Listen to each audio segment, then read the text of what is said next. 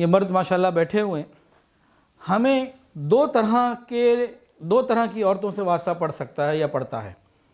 آج کل کے مردوں کو عورتوں میں دو طرح کے لوگوں سے واسطہ پڑ سکتا ہے۔ ایک وہ جو کسی مجبوری اور ضرورت کے تحت اپنے گھر سے نکلی ہوں، جیسے حضرت شعیب علیہ السلام کی بیٹیاں نکلیں اور ان کا واسطہ پڑا حضرت موسیٰ علیہ السلام سے۔ ایک واسطہ اس طرح کا ہوتا ہے کہ کچھ عورتیں گھر سے مجبوری کی وجہ سے نکلتی ہیں، کوئی بھی مجبوری ہو، وہ بیماری ہو، وہ جاب ہو، یا کوئی مجبوری ہو۔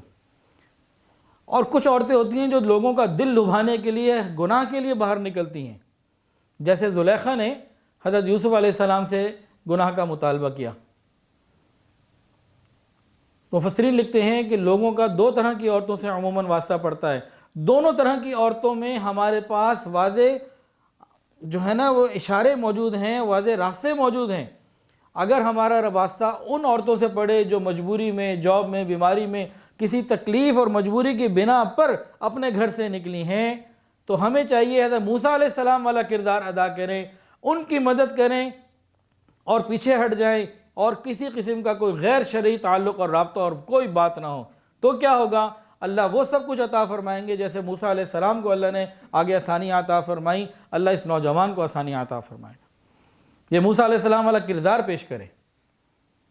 اور اگر کوئی عورت ہی گناہ کی دعوت دے، جیسے زلیخا نے یوسف علیہ السلام کو دی، اب نوجوان کے لیے کیا ہے؟ حضرت یوسف علیہ السلام کی سنت، یوسف علیہ السلام کا راستہ ہے کہ وہ کہتے ہیں انی معاذ اللہ، میں تو اللہ سے ڈرتا ہوں، میں تو حرام کی طرف نہیں آ سکتا،